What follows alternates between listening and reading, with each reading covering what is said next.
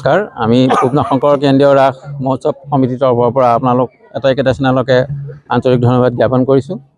আমি বিগত বৰ্ষৰ দৰে এই বছৰো আমাৰ স্থানীয় যুৱকৰ দ্বাৰাই ইয়াত আপোনালোকে যিখিনি দেখি আছে মৃন্ময় মূৰ্তিৰ পৰা ধৰি ইত্যাদি কৰি বা এই অখৰা আমাৰ ইয়াৰ স্থানীয় যুৱক যুৱতীয়ে ইয়াত উৎসৱ কৰে আৰু এই ৰাইজৰ সহযোগিতা অবিহনে আমি এই অনুষ্ঠানভাগ ইমান সুন্দৰভাৱে অনুষ্ঠিত কৰিব নোৱাৰিম।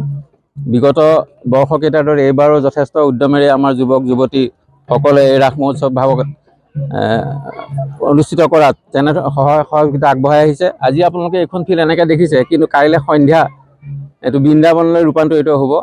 ইয়াত বিভিন্ন ফুলেৰে আমাৰ ইয়াত যুৱকে বনোৱা ফুলেৰে আমি নাৰ্জী ফুলকেইটাৰ বাহিৰে বাকী আমাৰ কাইলৈ যিখিনি বৃন্দাবন ইয়াত মানে হ'ব সেইখিনি আমাৰ ইয়াৰ স্থানীয় যুৱকেই বনাই আছে। সেইখিনি কাইলৈ সন্ধিয়াৰ সময়ত ইয়াত গোটেইখিনি আমাৰ সজোৱা শেষ হৈ যাব। অহা কালিলৈ আমাৰ দুগৰাকী অভিনেত্ৰীও ইয়ালৈ আহিব। এগৰাকীয়ে কাইলৈ ৰাধাৰ ভাৱত অভিনয় কৰিব, দ্বিতীয় নিশা ৰিম্পী ৰিচা ভৰদ্বাজ সেইগৰাকী অভিনেত্ৰীও আহিব, তেখেতেও ৰাধাৰ ভাৱত অভিনয় কৰিব। আৰু আপোনালোকৰ জৰিয়তে আমি সমূহ অসমবাসী ৰাইজক এই ৰাস মহোৎসৱ ভাগত আহি উপস্থিত হৈ আমাক যাতে উৎসাহিত কৰে তাৰ বাবে আমি আপোনালোকৰ তৰফৰ পৰা অনুৰোধ জনাইছোঁ।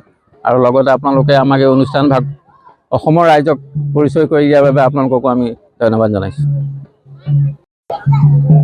শুনিয়া কাশীবাণী ৰথহন্তে নামে কংস যমৰ সাক্ষাৎ দৰ্শন কামুৰি ৰথে কৰে পদাঘাত ৰথ হন্তে পৰে বসু সহিতে দৈব্যকী দাদা কহে দেৱী কান্দে মুকমতী ক্ৰোধাম্বিত হয় ৰাজা খান্দা লল্লা তুলি দৈব্যকীৰ কেশত ধৰিলা কাটো বুলি।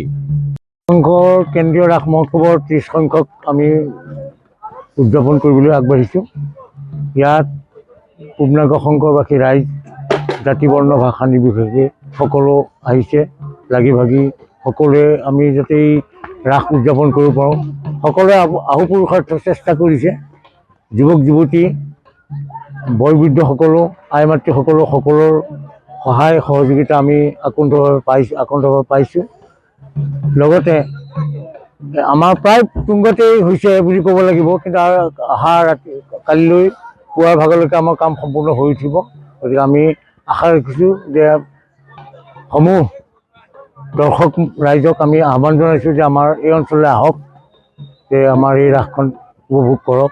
আমি যে এই মহামিলনৰ যি ভূমি আমি আগবাঢ়িছোঁ আমি সকলোকে আহ্বান জনাইছোঁ তেখেত দৰ্শকসকল আহি আমাক উৎসাহিত কৰে। অসমৰ দুগৰাকী মুখ্য অভিনেত্ৰীয়ে ইয়াত অংশগ্ৰহণ তেখেতসকলে ৰাধা ভাৱত অভিনয় কৰিব।